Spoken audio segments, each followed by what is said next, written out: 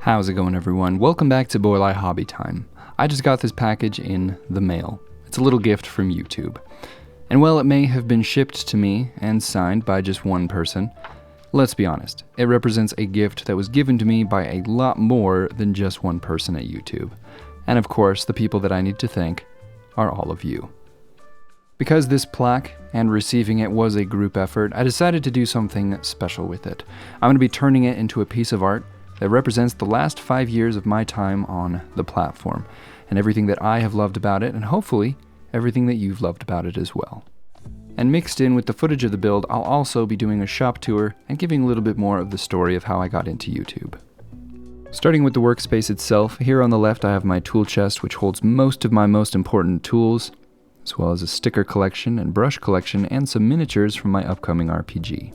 The cryptid handkerchief that you see on the wall is from Japan. They are not all Japanese cryptids, but that was sent to me by Stetson Studio. After that, you have all of my airbrush paints and some dice from the Millennium Falcon, which I picked up from Galaxy's Edge in February of 2020. To start the project, I thought through what I should add to the base, and of course, I had to choose the obvious ones, like a paintbrush, pin vise, and all the rest of the Hobby Time essentials. Moving along the shelf, there are more minis from my game, but this time printed at a playable scale, as well as my legendary display bullet.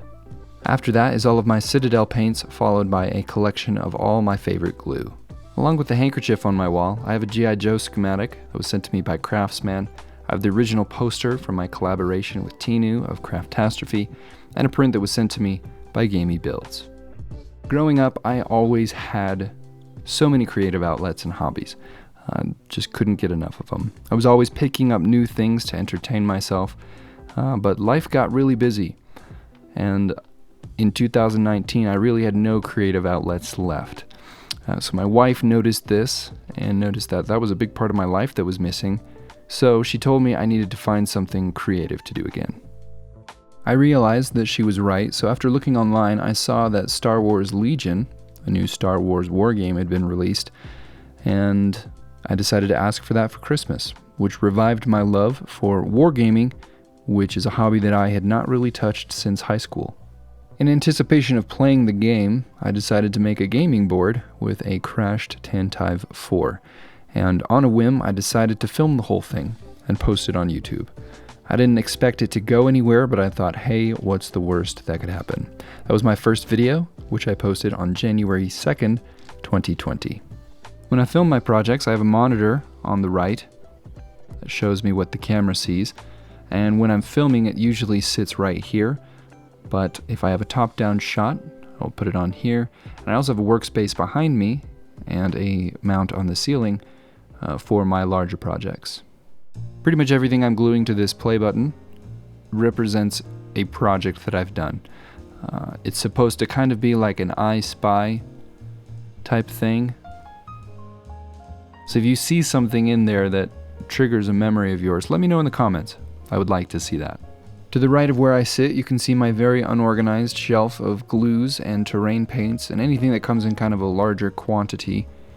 And then after that, you have my Dremel drill press and my off-camera bandsaw, followed by my 3D printing station and my shelf with way too many model kits, most of which are missing parts that have been added to projects. That's it for the working part of the studio. I'll show you the other part in a minute. After I started the channel, I didn't necessarily want it to get stuck on wargaming. I wanted it to branch out into other interests, potentially, like music or saltwater aquariums, neither of which have happened. But when lockdown started in March of 2020, that was when I really decided to invest into the channel. I didn't want to waste the lockdown time that I had at home, so I set the goal of posting one video a week for the whole duration of the lockdowns, which I achieved, with the exception of maybe 1 or 2 weeks. Forcing myself to put out a video a week meant that I had to release the video whether the project looked perfect or not, and that was really good for me. I wanted to learn new skills with this channel, like electronics, video editing, shooting, recording, how to pour resin, and so on, and those time crunches forced me to focus on just the essentials and then learn from there. I don't think I will do the weekly posting schedule forever, but I'm really glad that I set that restriction on myself at the beginning. The silicone needs 24 hours to cure, so while that does, let's get back to the tour.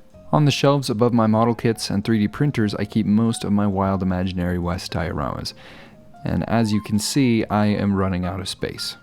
Which is actually the main reason that I have not added to the 1 to 72nd scale town in quite a while. It's just too big, and I would like to have it all fully laid out, but it won't fit in this space. Which does lead me to another fun point, which I will talk about in a minute. 24 hours later, the silicone had cured, so I sprayed a mold release into the inside of it, and then I polished up that mirror finish on the play button itself, and after that, it was time to mix up the first batch of resin. About 6 months into doing YouTube, 3 of which I had my weekly posting schedule, I had gained around 600 subscribers. I was also posting a photo of all of my projects over on Reddit at the time, and one of those posts made it to #1 on all of Reddit for the day. To my knowledge, nobody had broken a light bulb and used the filaments from the inside as miniature lightsabers and blaster bolts. Luckily for me, I was able to find an alternative, which was 3-volt filaments from AliExpress, which I have used since. After that post went viral, my channel got its first big bump from 600 to 1,000 subscribers, and that's what really got the ball rolling.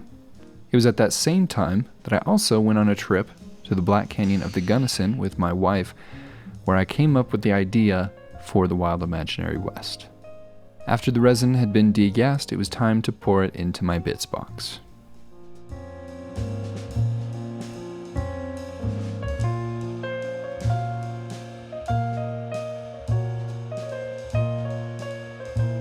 With the resin poured, I tended to the surface with a butane torch for a couple hours, and after that I left it for 3 days to cure fully.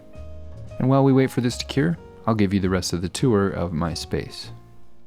For most of the rest of this video, I scripted what I wanted to say, but in this section I just wanted to talk off the cuff, like you were in the studio getting a tour from me in person. And this section actually is to answer a question that I get all the time, which is, what do you do with all of these dioramas when you're done? And that's a fair question, because I honestly don't know anybody else who has as many dioramas, and that's not necessarily a good thing. But I keep them all on this shelf, these shelves, I should say. I wish I had a nicer display for them. The goal is to create a nicer display for them at some point, hopefully soon, but as of right now, they all just sit here in my workspace on shelves. Right here you can see my 100,000 subscriber special, and this one, which I borrowed an X-Wing from for today's build, is actually the only video that I have ever had to take down. Universal demonetized that video because I used a clip from Top Gun where I had swapped out the jet for Star Wars stuff, but apparently it didn't qualify as parody to them. Speaking of Star Wars stuff, I have quite a bit of it on this shelf, along with a rocket and a few other things that I did as collaborations, including this guy from last year's Big Bot Bash, which I think Season 2 is coming soon. And up at the top we have the Witch King of Angmar, who I painted for fun, and General Grievous stomping on a clone trooper.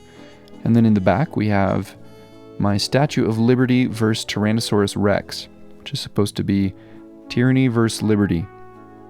I thought that was more funny than it is. And speaking of funny, I've interacted with a lot of different fandoms on this channel.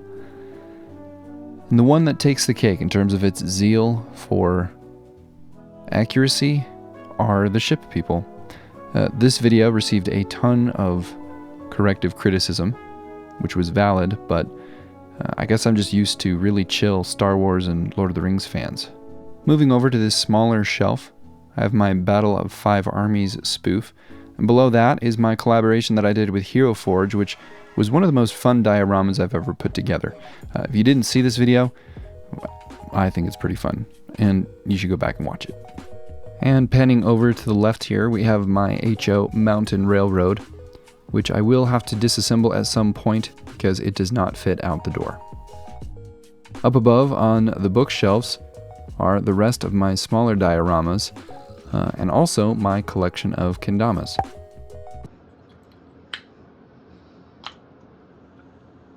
And there are the rest of the dioramas. If you didn't see one, it's probably because it's in a different place in the house or I've given it away. And that is the end of my studio tour, and by this time the resin is ready for round 2. The first pour turned out really nice. There were no bubbles, but there was a slight bit of waviness. I hadn't really thought about sealing everything before pouring the resin, but I could tell that it was interacting strangely with a few of the different materials that were included in my bits box. After the second batch of resin had been mixed up and poured on top of the first, I tended to the surface again with the butane torch, popping what few bubbles remained. I let that cure for 72 hours. After my nice long wait, the resin was finally hard, but I left the window open in the studio to cool it down so that the resin would not overheat and crack, but I think it actually got a little too cold, and the resin didn't have the heat it needed to cure fully, which led to some difficulties removing the acrylic, and it also led to some imperfections around the sides. I did run out of time for this video though, so I just had to go for it. Later on, once it is fully cured, I will chamfer the edges with my router. I'll polish it up a little bit, and I'll pour one more finishing coat of resin over top. And I will record that and post it at some later time. But for now, I'm going to call this good.